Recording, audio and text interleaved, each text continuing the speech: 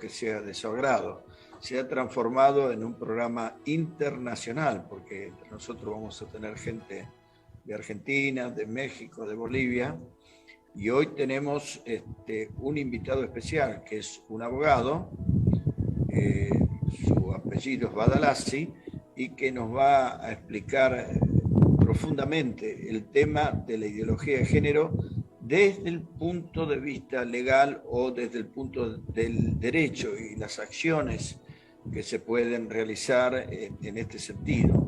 Vamos a esperar un rato para hablar con Badalassi, con el doctor Badalassi.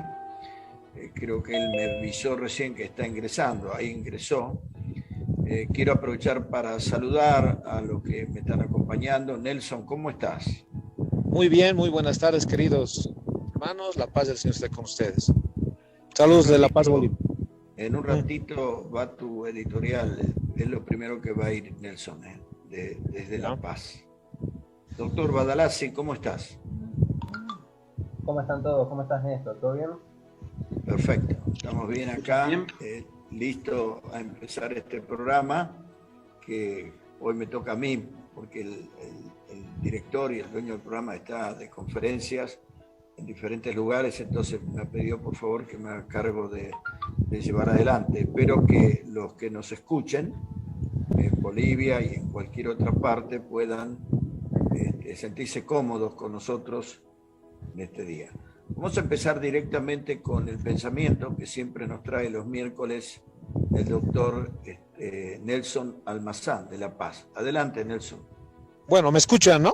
Perfectamente, Perfecto, ¿no, Néstor? Perfecto. Bueno, hoy vamos a hablar para analizar lo que es la ideología de género. Vamos a analizar, hemos tocado lo que es Michel Foucault, hemos hablado de sociedades de normas y sociedades de control. También habíamos analizado que la ideología de género es un movimiento espiritual con Susana Budapest, el anterior miércoles habíamos hablado. Y ahora vamos a hablar del término la biopolítica, ¿no? Este término, la biopolítica, es un neologismo utilizado por Michel Foucault para identificar una forma de ejercer el poder no sobre los territorios, sino sobre la vida de los individuos y poblaciones.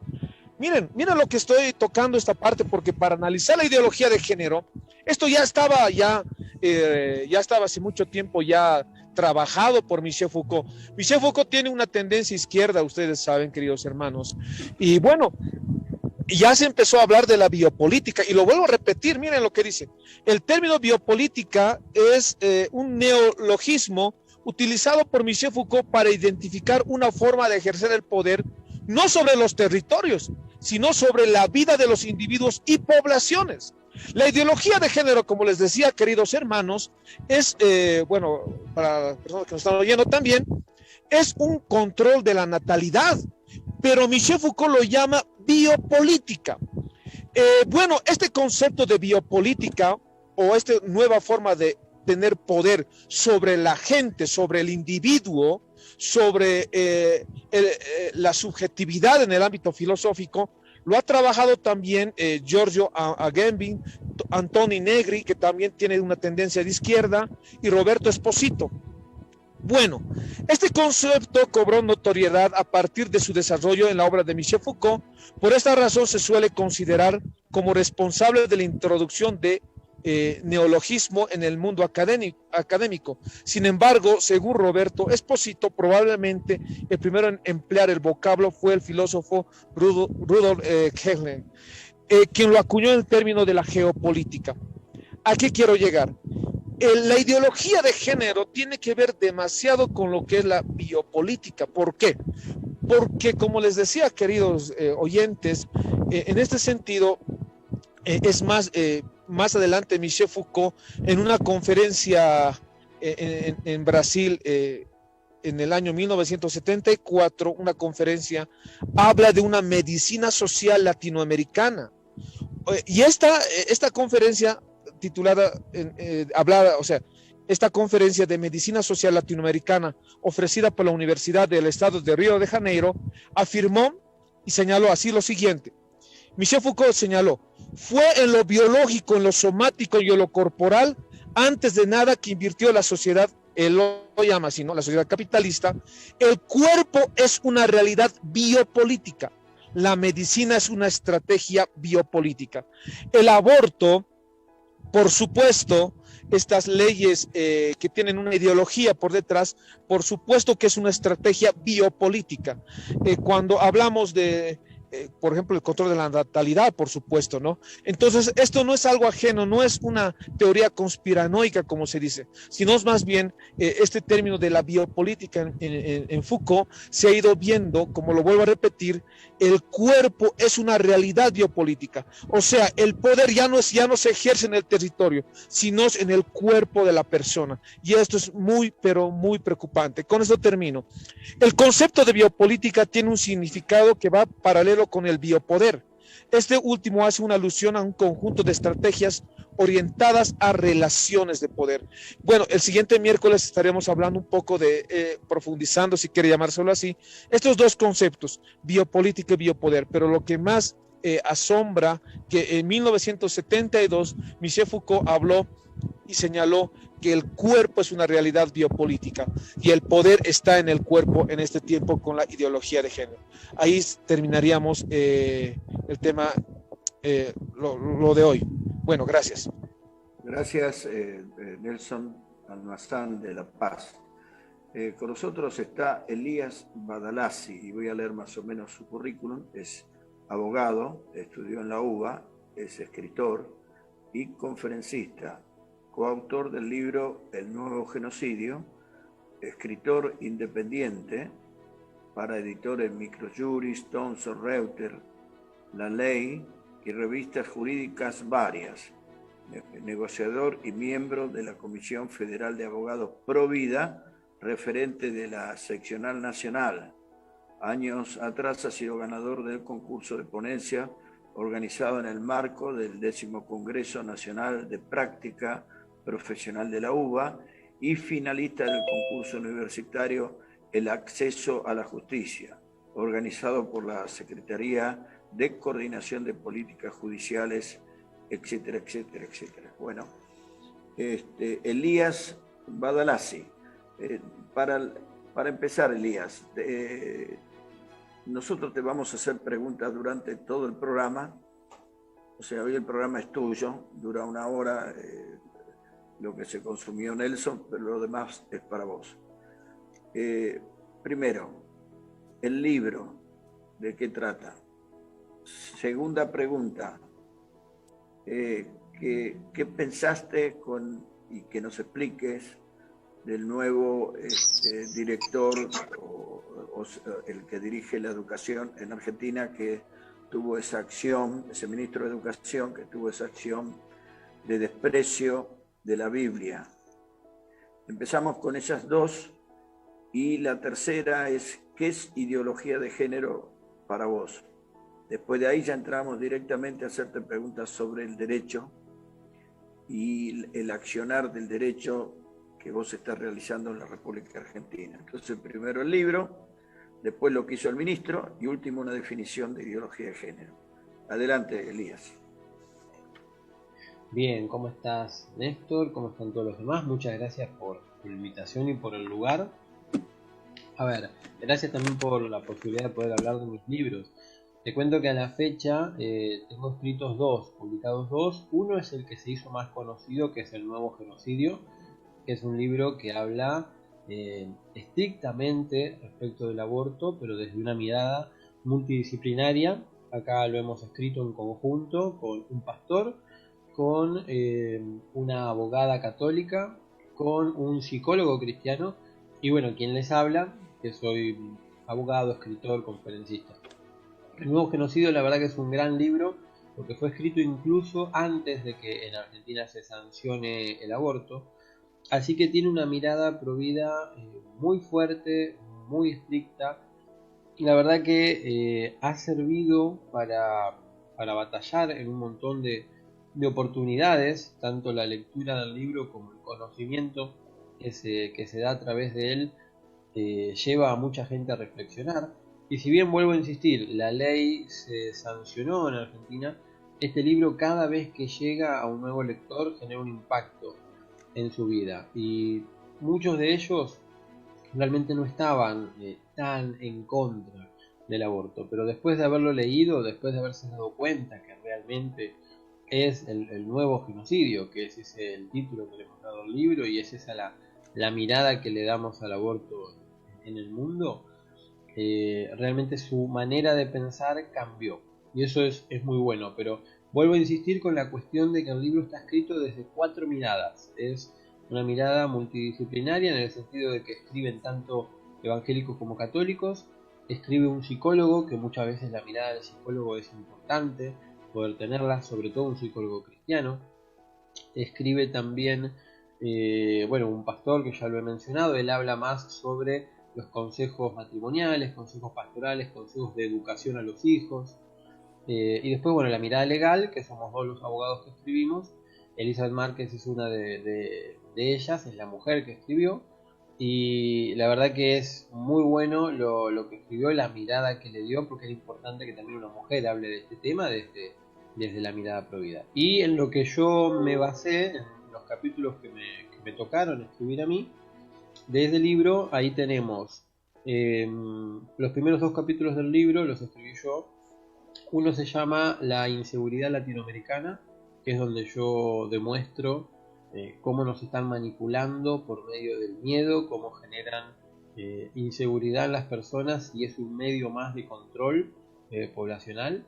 Y otro de los capítulos se llama la inseguridad latinoamericana, la ignorancia, este es el otro, la ignorancia como arma más poderosa, que también se basa más o menos en lo mismo. Son 2 capítulos continuados que tienen que leerse juntos, en donde también vuelvo a mostrar en un ejemplo propio cómo a mí me enseñaron en la facultad que el aborto era algo que aparentemente estaba bien y no era así, que el aborto era algo que aparentemente después del fallo FAL, que es una sentencia judicial que ocurrió en Argentina en el 2015, de ahí en adelante era como que se crearon los protocolos y se lo debería aceptar dentro de lo legal. Eso me habían enseñado a mí. Y después me fui dando cuenta de que me faltaba la otra campana, me faltaba leer la otra biblioteca. Entonces, cuando me empecé a involucrar con los grupos pro vida, con Mis hijos no te metas, con los abogados por la vida y con muchos grupos más, fui haciendo un análisis más profundo de lo que a mí me habían enseñado y me di cuenta de que estaba mal, de que estaba errado lo que me habían enseñado en la facultad. Entonces, en ese sentido, yo muestro desde mi propia realidad cómo muchas veces nos mantienen ignorantes, nos mantienen con el conocimiento que ellos nos quieren dar y no con la realidad, que es mucho más amplia de lo que nos enseñan. Eso puede ir un poco de lado con la segunda pregunta, pero ya voy a ir hacia eso, lo del ministro, que la verdad que es muy preocupante. Sobre el libro, Elías, ¿cómo Sí. pueden conseguirlo en Bolivia, por ejemplo, o en México? Bien, la venta a nivel internacional se está haciendo solamente como un libro digital, lo que se lo conoce como el ebook. Ahí lo pueden conseguir en una página cristiana que se llama losmensajeros.com, que ella está vendiendo a nivel internacional para todo el mundo. Y si no, nos pueden contactar por privado, tanto a mí como a cualquiera de los otros autores, porque nosotros tenemos el archivo que es descargable, tranquilamente descargable en cualquier dispositivo, y lo pueden llegar a leer y a encontrar. Déjame cerrarte con el tema de la primera pregunta. Los últimos 2 capítulos que me tocó escribir a mí, yo escribí 4 en ese libro. Uno está basado en la manipulación lingüística, que se ve muy reflejada en Argentina y en otras partes del mundo, con esto del lenguaje inclusivo, con el todes, con la manipulación desde el propio lenguaje a la sociedad. Y otro de los capítulos es completamente enfocado en nuestra Constitución Nacional Argentina, que habla de toda la protección constitucional y las garantías constitucionales al menor, al niño por nacer. Y toda la garantía que dan los tratados internacionales. Y el segundo libro que escribí es una novela cristiana, también pro vida, que está basada en una previa de los últimos tiempos, por así decirlo. Y la verdad que es un libro muy interesante, se llama Poder de lo Alto, Consecuencias en la Tierra, y la verdad que se los recomiendo para leer, sobre todo a los jóvenes. ¿Por qué? Porque la gran mayoría de los más grandes van a querer leer el nuevo genocidio, algo más técnico. Poder de lo Alto, consecuencias, ¿qué? En la Tierra.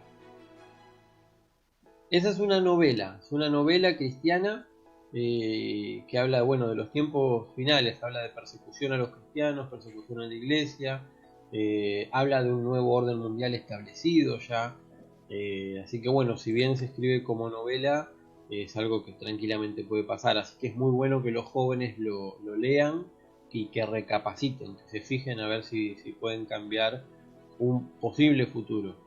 Así que esos serían los dos libros, los dos están en losmensajeros.com por si los quieren buscar y comprar de manera digital. Si no, en Argentina se están vendiendo también en Mercado Libre.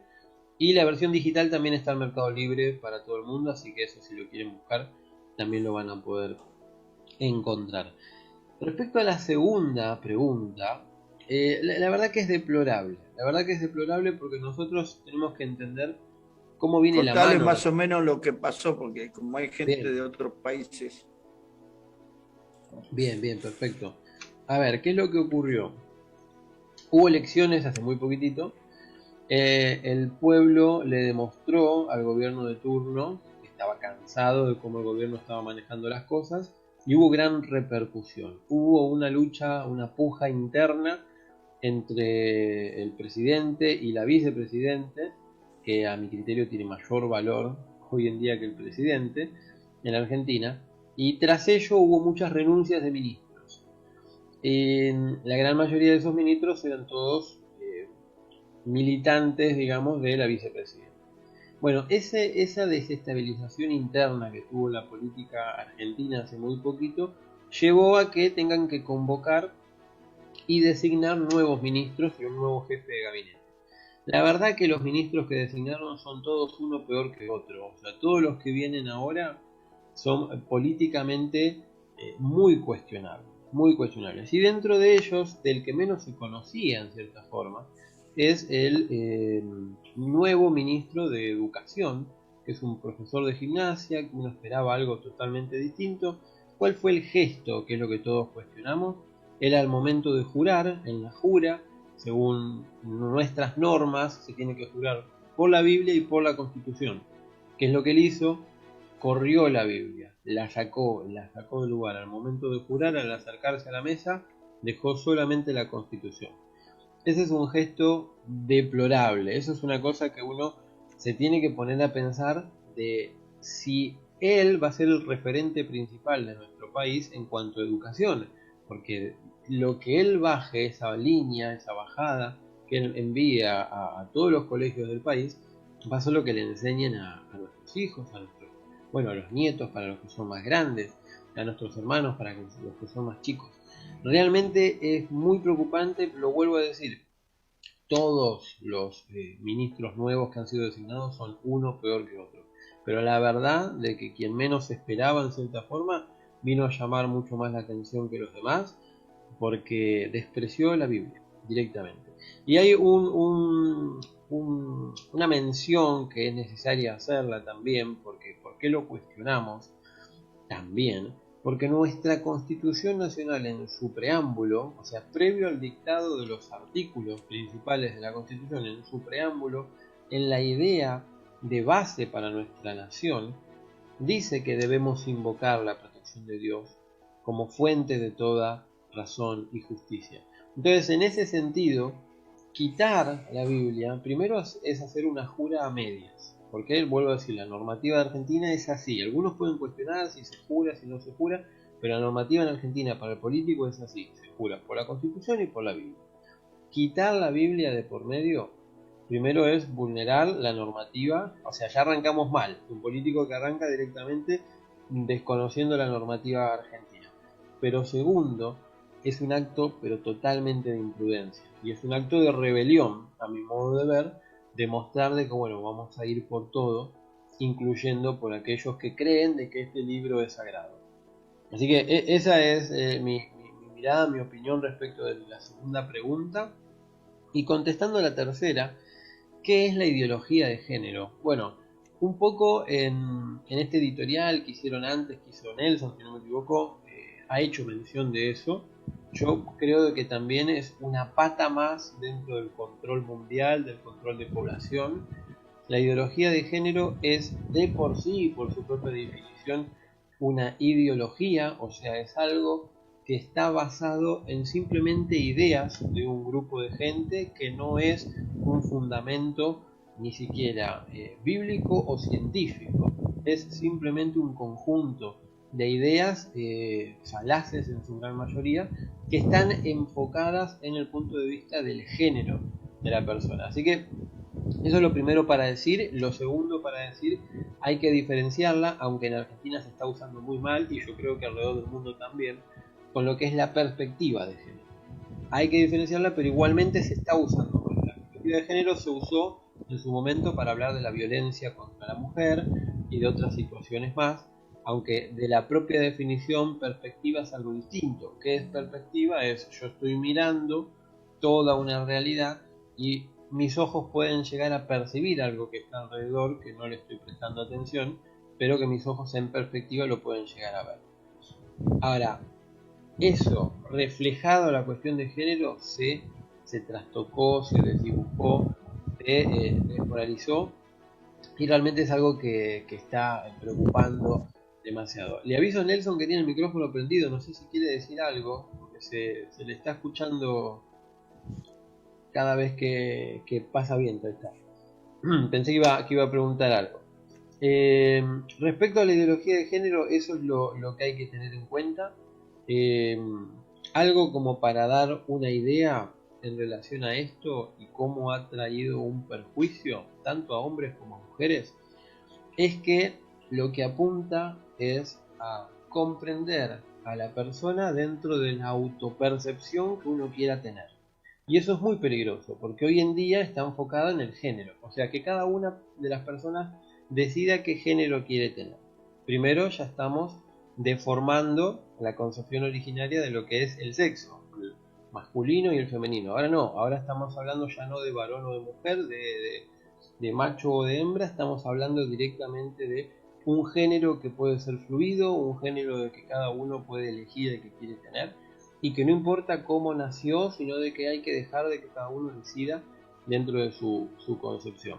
Todo eso trae complicaciones, si uno se lo pone a pensar, hasta psicológicas. En chicos que hoy en día no les están ayudando a confirmar cuál es su identidad, sino de que en realidad la están poniendo en duda, y están llevando, entre otras cosas, a personas que deciden cambiar su género y todos los apoyan, y después cuando son grandes se arrepienten y luego se terminan suicidando porque se hicieron algún tratamiento hormonal que termina siendo irreversible, porque les cambiaron el cuerpo, porque se hicieron alguna operación en donde se mutilaron algunas partes, y todo eso lleva a una persona a una constante depresión que termina destrozando su vida, termina siendo una apátrida, termina apartándose de sus familiares, termina solo y termina muy cuestionado de sí mismo.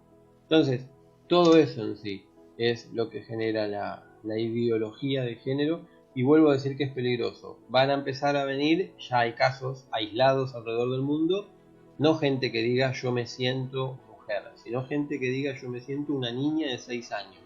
Está pasando, en algunos lugares en Canadá ya se comprobó un caso. Gente grande, adulta, que cambia su género, su sexo, y cambia su edad también. Ahí tenemos la cuestión de la transedad. Y poco a poco se va abriendo a cualquier tipo de cuestión. Personas que se creen que son transespecies, personas que en su ideología se autoperciben un reptil, por ejemplo, o un gato o un perro. Y poco a poco la normativa se va acomodando a ellos. Todo eso es ideología de género, como para que se lo pongan a pensar. Y acá está la cuestión, cierro con esto, de que principalmente tenemos un ministro de Educación que la verdad no creo que haya leído la Biblia en su vida, porque la corrió, pero si nos vamos a una lectura sencilla de la Biblia, Génesis 1:27 dice: y creó Dios al hombre a su imagen, a imagen de Dios lo creó, hombre, varón y hembra los creó, dependiendo de la versión que uno esté leyendo. ¿A qué quiero ir? Están yendo en contra de todo, están yendo en contra de la percepción de la realidad, de la moralidad, de la ética, de la religión, de la fe, de la nacionalidad también, porque hubo un caso, si no me equivoco fue en Inglaterra, de una mujer que se autopercibía afroafricana, porque era simplemente de color negro y ni siquiera tenía descendientes. A ver, estamos llevando al desvarío y los ministros de educación debieran frenar esto, porque si no, por medio de la educación sexual se pueden enseñar, y le pueden enseñar esto a los chicos, que cada uno tiene que aceptar lo que cada uno quiere hacer y punto. Y eso es un error, y dentro de la psicología está bien marcado ese error, porque si nosotros a los chicos no le enseñamos de chicos que hay ciertas cosas que no se negocian, que hay ciertas cosas que ellos tienen que entender de que es así, que uno nació así, y que los ayuden a aceptar su propio cuerpo, si no se hace eso, puede llegar un momento en el cual la vida de la persona cambie de una manera tal que después se arrepientan de todo lo que hicieron, si nadie los frenó. Y otra cuestión es el desarrollo del cerebro. El cerebro no se termina de desarrollar, la corteza prefrontal, hasta después de los 25 años. Entonces, si un chico se mutila, se cambia el cuerpo, se inyecta hormonas y demás, tiempo antes, que es lo que intentan hacer con la educación sexual en Argentina, después nos vamos a encontrar con gente muy arrepentida de todos los cambios que hizo en su vida, porque finalmente cuando el cerebro maduró, se dan cuenta de los errores que cometieron y nadie los ayudó. Dije que cerraba con esto, así que quiero cerrar. Hace mucho tiempo que se estuvo cuestionando el tema de la esquizofrenia, porque la esquizofrenia es un conflicto en cuanto a la identidad de la persona. Ahora, la ideología de género no es muy distinta, si uno se lo pone a analizar, porque tienen un conflicto, una disforia, como decidieron empezar a llamarle, respecto de su género, respecto de su percepción, no de la realidad, sino de quién es. Entonces, puede ser de que estemos enfrente o presente de un nuevo estilo de esquizofrenia, pero que no se medique, que no se trate, sino que se acepte y se promueva. Entonces, por eso digo, es muy peligroso, es muy complicado y es algo que a las claras se está utilizando en la política mundial para controlar a la población. A las claras. El que no lo quiere ver así es simplemente alguien que está siendo manipulado. Bueno, son mis tres respuestas. Bueno, gracias, Elías. Me hace acordar a la gente que tiene bulimia o anorexia, que se ven en el espejo distinto. Entonces, ahora se lo trata médicamente para tratar de reparar esa situación y volverlos a la normalidad. Bajo este concepto de la perspectiva de género y todas estas cosas, debería quedar así, porque uno es lo que piensa que es, ¿no es cierto? Bueno, cuando empezó toda la movida del aborto y de la lucha del movimiento pro vida en Argentina, la gente como yo, que no somos abogados, salimos corriendo a leer la Constitución. Todos nos hicimos de una Constitución, todos empezamos a citar el artículo 75, inciso 22, el Código Civil, artículo 19, así todos empezamos a darnos cuenta que teníamos que aprender a responder legalmente a unas cuestiones que se nos estaban planteando. Ahora lo hicimos, pero llegamos a un punto donde nos damos cuenta que hay una especie de paredón que no podemos flanquear, porque en realidad estamos enfrentando un poder que no hace mucho caso ni de la Constitución ni de la legalidad. Entonces, vos, Elías, ¿qué estás haciendo? ¿Qué hiciste desde el derecho, con la ley que aprendiste en la universidad, con tu título de abogado? ¿Qué acciones concretas que podemos decir para los bolivianos, mexicanos, los que nos escuchan, los argentinos, pudiste hacer en contra de la ideología de género, del globalismo, etcétera? Bueno, a ver, la verdad lo primero que tengo que decirte es que apoyo completamente la idea de prepararse, sean abogados o no sean abogados, que estudien, que investiguen. Es el primer mensaje que le doy en cada conferencia a los jóvenes, que se preparen para lo porvenir, porque lo que te enseñan no alcanza. Entonces hay que estudiar por su propia cuenta, hay que prepararse para poder ser mejor y ver qué se puede cambiar con lo que hay, y si no, tratar de involucrarse mucho más a fondo en lo que sea necesario, ya sea cambio de leyes, ya sea política, desde la mirada que uno considere que pueda llegar a ser necesario, que lo haga. Respecto a lo que yo estuve haciendo, lo principal que hice fue unirme con otros abogados y conformar diferentes comisiones de trabajo.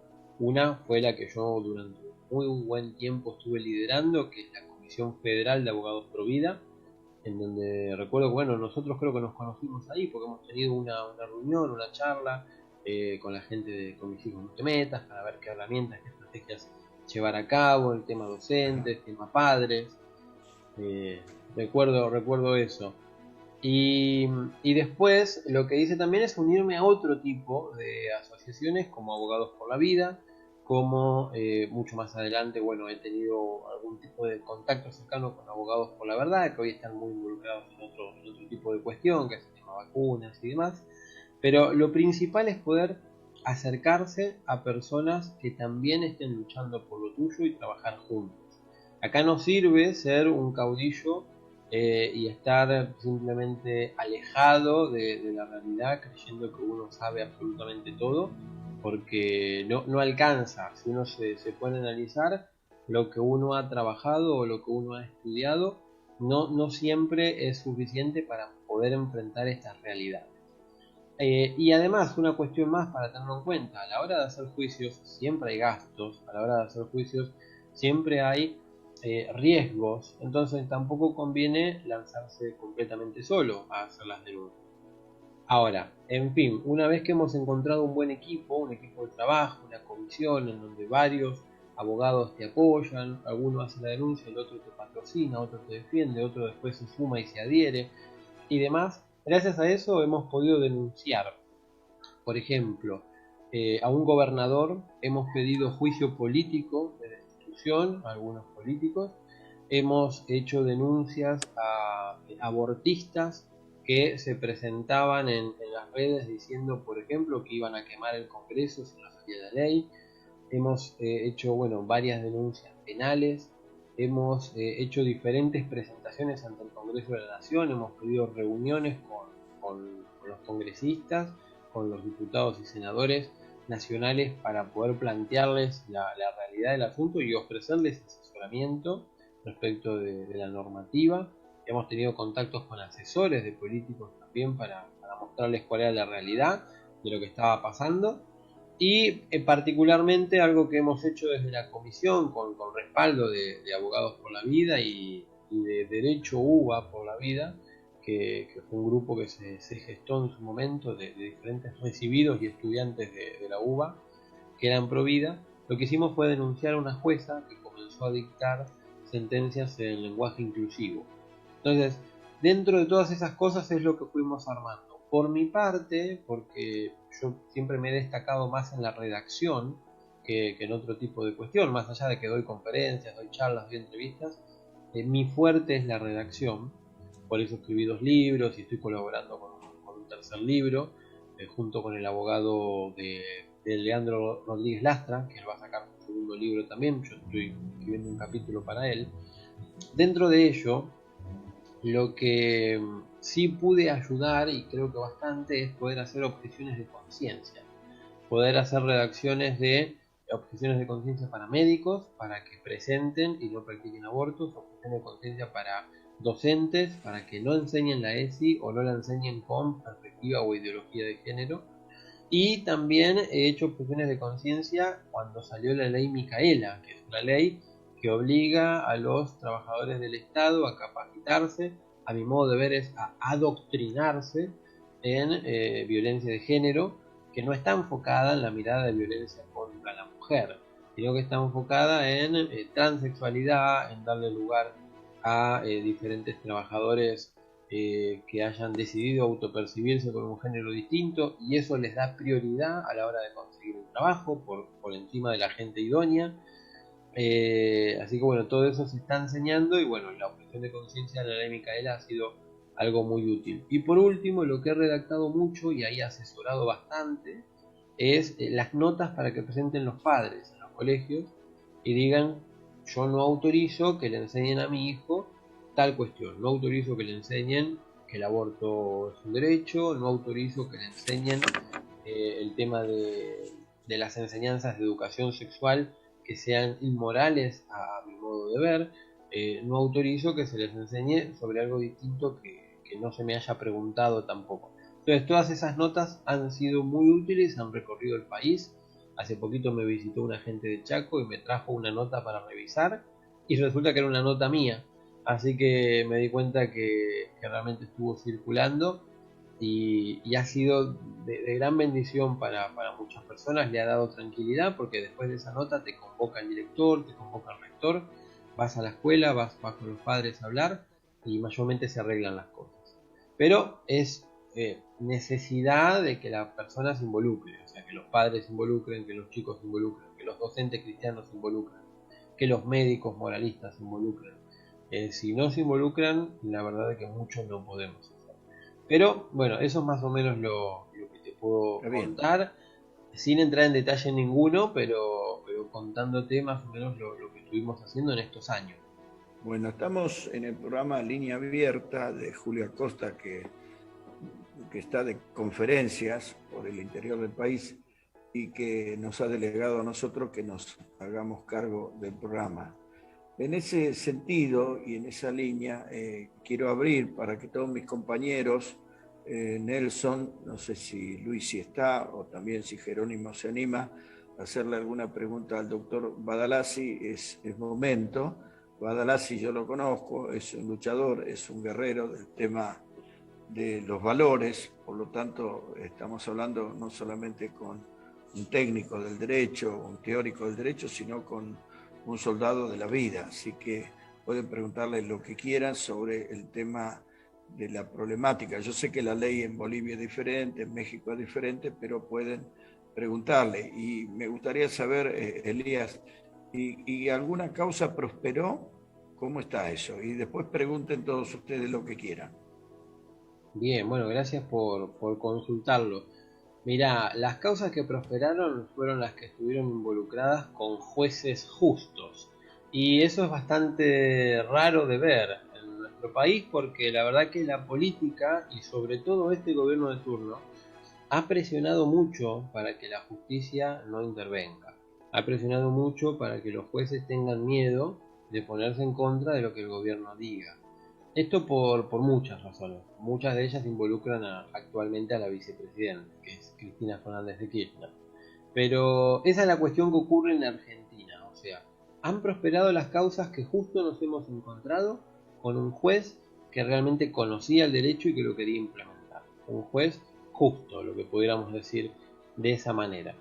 Ahora, la gran mayoría, si te tengo que ser sincero, no. La gran mayoría no prosperaron por diferentes burocracias de la justicia que entiendo de que lo hicieron a propósito para que la cuestión no camine, para que la cuestión no continúe. Por ejemplo, se han interpuesto en nuestro país, y esto ya lo digo más ampliamente porque pude haber firmado yo o no, algunos otros abogados de la comisión también lo han hecho, se han interpuesto alrededor del país muchas denuncias en cuanto a decisiones de practicar aborto en niños que tenían 5 o 6 meses de gestación, que no había ningún protocolo que lo avale y hoy en día tampoco la ley lo avala y lo estaban intentando hacer. Entonces nos enterábamos, hacíamos una denuncia de urgencia para que un juez intervenga y toda esa burocracia que era necesaria hacer terminaba concluyendo de que en los hospitales le practicaban el aborto igual y llegábamos tarde. Muy pocas veces se ha logrado convocar a una audiencia en donde se escucharon a todas las partes y se pudo llegar a una conclusión mucho más útil. Pero la gran mayoría eran cuestiones que uno corría, que sufría. Yo recuerdo una vez haberme tomado vacaciones. Yo no soy de tomar vacaciones, pero me las tomé y durante ese tiempo ocurrieron varios casos seguidos, como si no me equivoco es el de Celeste, el de Paz, diferentes chiquitas que fueron abortadas en el norte argentino. Bueno, yo durante ese tiempo estuve de vacaciones y me acuerdo que tuve que frenar mis vacaciones, ponerme a hablar por teléfono con gente de esas provincias para que accionen, para que trabajen, para ver con qué juez uno podía ir a hablar, para que haga algo. Y esto era una cuestión triste, era una cuestión preocupante, porque en esos casos que te estoy mencionando no se logró nada. Luego de eso lo que hicimos fue, por ejemplo, hacer una denuncia al gobernador de Jujuy, en el caso de Paz, si no me equivoco. Le hicimos una denuncia, le hicimos un pedido de juicio político, que nuevamente, a ver, estas denuncias prosperan o no prosperan en base a si la justicia tiene lo que tiene que tener o no lo tiene. Y en este tipo de provincias, en donde la mayoría de los gobernadores son también caudillos, y tienen empresas, y o la gente trabaja para el Estado completamente en la provincia, o trabaja para alguna empresa del gobernador, la gran mayoría no se mueve, decide no hacer muchas cosas. Entonces, en ese sentido, es complicado lograr esos cambios, sinceramente, pero eso no quita de que sigamos luchando, que sigamos insistiendo. La que sí prosperó, justo nos encontramos con un juez, que fue el juez Alfredo López, que él declaró inconstitucional la ley de aborto en Argentina hace muy poquito, y durante 10 días, fueron 10 días, algunas vidas se habrán salvado en ese tiempo, durante 10 días la ley de aborto quedó suspendida. Pero son pocos los casos, si uno tiene que ser sincero, son pocos. Repito, eso no quita de que no lo sigamos insistiendo. Ahora, eso es justicia. Por otro lado, lo que hay que tener en cuenta es que muchas veces las cuestiones se resuelven no llegando a la justicia, sino pudiéndolo hablar con la persona, pudiéndolo hablar directamente con los involucrados. Esto ocurre tanto en el aborto, para lograr llegar a hablar con la chiquita que no sabe si tenerlo o si no tenerlo, y le están volando la cabeza, la están volviendo loca de que tiene que abortar y no le están ofreciendo una alternativa. Entonces ahí lo importante es llegar más que ir a la justicia y ofrecerle algo diferente, la posibilidad de adoptar, la posibilidad de dar en adopción, de tenerla, de ayudarla, de brindarle todas las herramientas, incluso económicas, para que lo pueda mantener. Bueno, mostrarle que existe una segunda realidad. Y por otro lado, algo que se ha prosperado mucho es esto que hablaba de las notas de los padres a los colegios, en el tema de la educación sexual. Las notas de los padres a los colegios ha sido muy útil. No llega al ministro de Educación, no llega porque, bueno, esperemos que tampoco llegue, porque con el ministro que vamos a tener ahora va a ser un chiste. Pero mientras lo puedan manejar en el propio colegio, con los directores o los rectores o el docente, o te digo a lo sumo un supervisor se viene a hablar, la mayoría de los casos se resolvieron. Mientras se pudo hablar, se pudo resolver. Así que eso ha sido muy útil. Pero de nuevo, el padre tiene que ir y presentarlo. Así que, bueno, eso es lo que te puedo responder con esa pregunta. Bueno, compañeros, ¿alguna pregunta tiene usted? Vayan pensándola, si no generamos hueco. Sí. Recordamos que estamos en el programa Línea Abierta de Julio Acosta, que nos ha delegado en su ausencia, que está en conferencia, que hagamos este trabajo. Bueno, Néstor. Le agradecemos. Sí, Nelson. Sí, he estado leyendo este tiempo a Raúl Eugenio Zaffaroni, alguien entendido en el campo del penal, y él hablaba del derecho penal humano. Y aquí es la doble moralidad de este señor, porque por una parte habla del derecho penal humano cuando se supone que el valor axiológico jurídico de protección es la vida, pero sus acciones promoviendo por otra parte el aborto. Yo no lo entiendo. ¿Qué percepción te da de este punto, de este señor falaz, Elías? Bueno, a ver, para darle conocimiento, gracias Nelson por la pregunta realmente. Para darle un contexto a la gente y ponerla en conocimiento de esta persona, estamos hablando de Eugenio Zaffaroni, un juez que en su momento estuvo un juez penal, que en su momento fue magistrado en la Corte Suprema de Justicia de la Nación, y después se involucró con la Corte y la Comisión Interamericana. O sea, se involucró, salió de Argentina, pero se involucró mucho más a pleno en derecho internacional.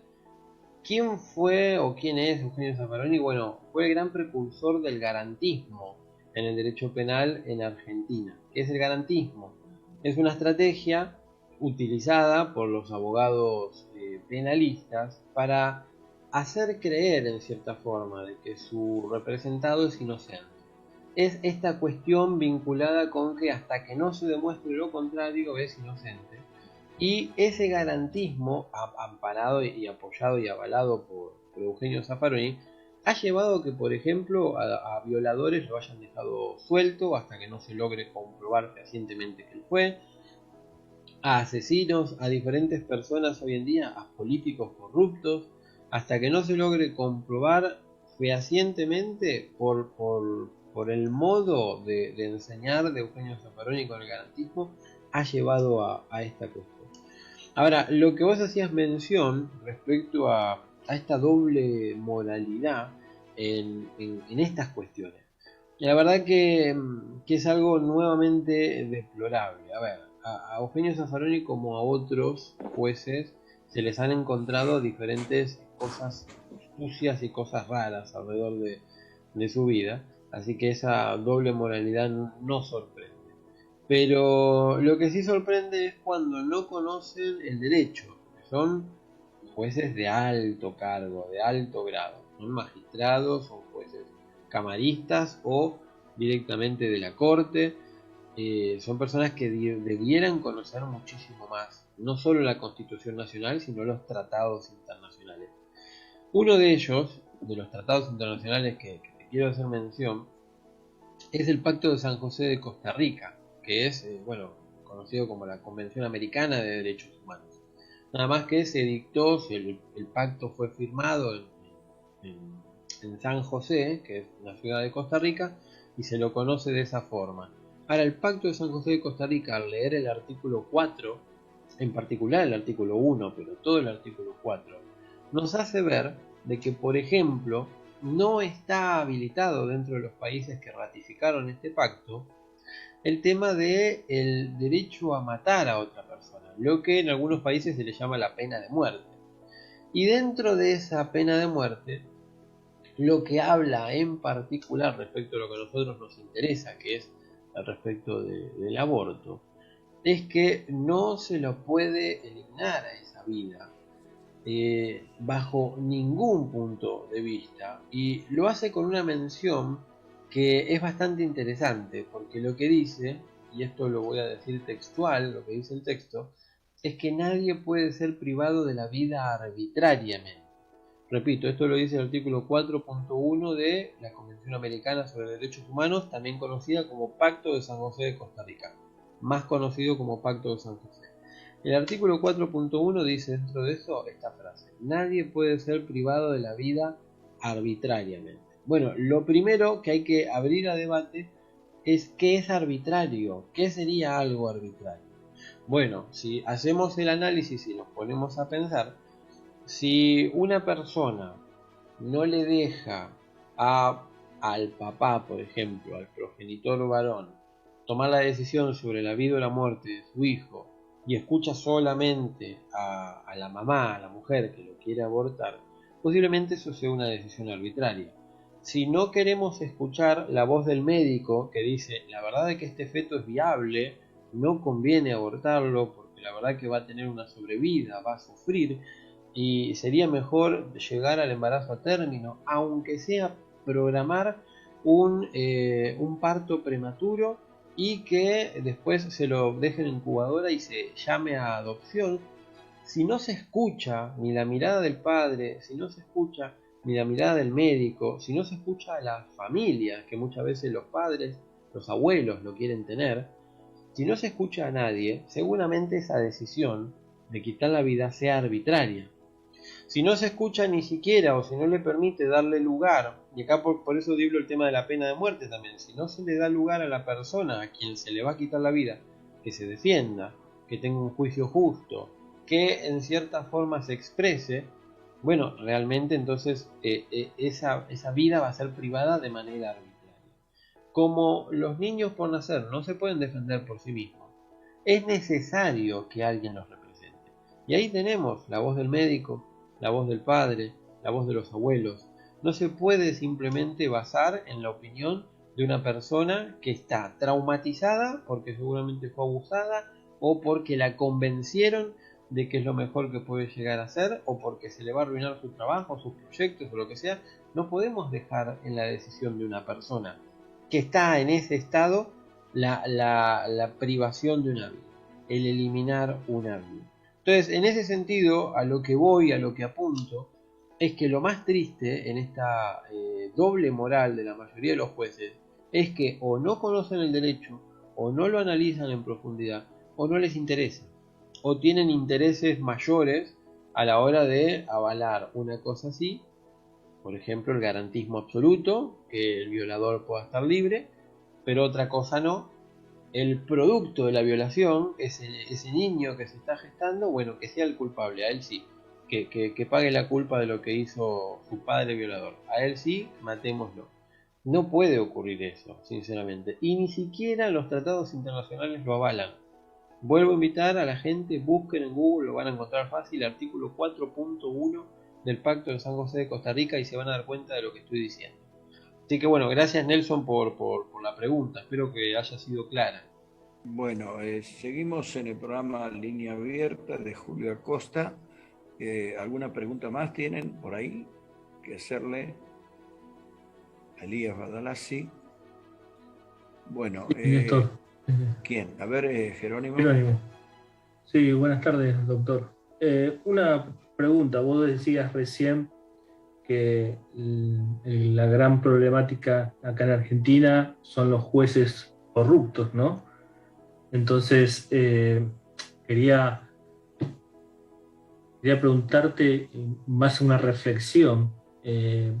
¿Cuál es la estrategia o cuál es el trabajo que están realizando para revertir esa situación? No de modificar a los jueces, porque eso va a ser imposible, pero sí de la estrategia de darle una esperanza, una solución a las mujeres, a la sociedad, ¿no? De poder decir, bueno, lamentablemente vivimos en un país donde la mayoría de los jueces son todos corruptos, pero nosotros tenemos en el peso en el corazón de poder darle una esperanza, de poder darle esa esperanza de que hay una solución, ¿no? Nos quedan 5 minutos y terminamos, así que redondea, Elías, 5 minutos tenés. Perfecto, sí. Bueno, gracias Jerónimo por la pregunta. Desde ya gracias Néstor por la invitación y bueno, a todo el programa, a toda la radio. A ver, la respuesta es compleja, pero voy a tratar de decirlo de la manera más sencilla posible. Vos dijiste los jueces no los podemos cambiar. Bueno, es verdad, más allá de que hoy la política de turno están intentando sacar a los jueces que no les conviene y tratar de poner otros. Más allá de eso, sí, en principio no se los puede sacar, salvo que se les haga un juicio político, que se los remueva y demás, que hoy en día es muy complicado. Pero fuera de eso, yo lo que apuntaría es a las futuras generaciones, a que las personas se preparen, porque esos jueces no van a vivir para siempre tampoco, y no van a estar en su cargo para siempre. Hay un consejo de la magistratura en nuestro país que es el que designa a los jueces, el que los convoca a concurso. Cualquier abogado se puede preparar bien y presentarse para intentar ser un nuevo juez. La verdad que creo yo de que tienen que sentir ese llamado. Yo sinceramente no lo siento, el de ser juez, pero el que lo sienta se debería preparar y preparar bien y presentarse. Entonces es una convocatoria a los jóvenes, a que estudien, a que se preparen, a que sean los que empiecen a renovar esas bancas y ocupar esos lugares que hoy en día dan vergüenza, pero que pueden llegar a ser un lugar de mucha honra en un futuro. Y lo mismo ocurre en la política de turno. Si la política es algo horrible que está ocurriendo y están haciendo lo que quieren con los gobernadores, con los legisladores, con las nociones de las leyes, con absolutamente todo, bueno, cambiemos la política. Comiencen a involucrarse, pero prepárense bien, no se ensucien. Muchos dicen cuando entras a la política, bueno, tenés que meterte en el barro. Bueno, traten de buscarle la manera de ser bien enseñados para no ensuciarse, pero para poder trabajar por lo mejor de nuestra sociedad. Si no nos involucramos en esos puntos críticos, que es quién sanciona las leyes, quién gobierna un país, quién gobierna una provincia, un estado, y quién, por ejemplo, es el que va a recibir, en mi caso, cuando yo tenga que ir a la justicia, y quién es el que va a sentenciar. Si no podemos confiar en eso, no podemos confiar en nada en cuanto a lo humano y a lo social. Así que eso es a lo que trato de incentivar siempre a los jóvenes. Prepárense, Elías, para el cambio. Sí. Elías, una pregunta. Bueno, tuvimos las PASO, ahora viene la definitiva. Entre el macrismo y el kirchnerismo, que son dos partidos Macri puso el debate del aborto y el kirchnerismo lo llevó adelante. Por la cantidad de votos, el gran porcentaje del cristianismo evangélico y de otros grupos ha votado el aborto. ¿A qué se debe eso? Gracias por la pregunta, Néstor, y gracias por la invitación. Yo creo que es triste la respuesta que voy a dar y le pido perdón a la mayoría de los pastores que seguramente estén escuchando. Yo creo de que el cristiano no sabe votar. Sinceramente, así simple. No se le ha enseñado a votar. Es una parte que yo creo que es muy importante que se enseñe en las iglesias, en algún curso político cristiano especial, que se los prepare, que puedan tener ese temor de Dios también a la hora de votar, también a la hora de poder elegir a sus gobernantes. No es solo orar y sujetarse a cualquiera, sino de que también es poder entender, por ejemplo, una cuestión que es simplemente de conocimiento político básico. Nosotros vivimos en democracia. La democracia es algo que, por ejemplo, a la hora de escribirse en la Biblia, de que estemos sujetos a las autoridades, en ese momento no se implementaba, porque esa democracia griega no es la misma de la que hoy en día nosotros estamos desarrollando ahora, y cuando se escribió habían faraones, habían reyes, habían monarcas, había César, había otro tipo de cuestión. Entonces, si hacemos una interpretación, y cierro con esto, hoy en día la autoridad en democracia es el pueblo, porque el pueblo elige a sus representantes. El pueblo es el que elige al que va a ser presidente, el que va a ser legislador, el que va a ser gobernador y demás. Entonces, en ese sentido, en realidad el político se debería sujetar al pueblo, si les abrimos la Biblia. Por eso quizás la corren. Ahora, todo eso lo tiene que entender el cristiano, y tiene que enseñársele desde una iglesia que esté preparada para hacerles entender eso. Nosotros somos responsables de a quién ponemos a cargo. Entonces, obviamente, lo que tenemos que tener en cuenta es que si vamos a apoyar a alguien que ya se expresó abiertamente a favor del aborto, lo más probable es que sancionen el aborto. Si vamos a votar a alguien que ya se expresó, por ejemplo, en contra de las iglesias, bueno, lo más probable es que después las iglesias sufran. Pero es una cuestión lógica. Nosotros dimos ese lugar. Somos tan cómplices como responsables. Bueno, esa es mi respuesta. Yo sé que es dura, les pido perdón a los pastores, pero es necesario. Generalmente decimos que la política tiene mucha corrupción, pero como yo soy evangélico, los evangélicos hemos votado a veces con la panza, viste que hay un versículo que dice cuyo Dios es el vientre. Hemos votado por aspectos materiales, eso es terrible. Pero bueno, te agradezco mucho, Elías, doctor Badalasi, por tu presencia acá. En Argentina estás militando, estás trabajando mucho, y quería que te conozcan. Seguramente otra gente te va a conocer ahí en Bolivia. El Julio Acosta, que es el que dirige el programa, seguramente te va a querer conocer también en él. También recordamos los libros. Los títulos eran Poder de lo Alto, Consecuencias en la Tierra, y el otro era El Nuevo Genocidio. El Nuevo Genocidio. Losmensajeros.com, se puede conseguir por ahí los libros, lo que quieran. Bueno, nos vamos despidiendo. Chao, Nelson. Chao, Jerónimo. Chao, chao. Chao, chao. Que Dios los bendiga a todos. Saludos, Bolivia. Un abrazo de Argentina.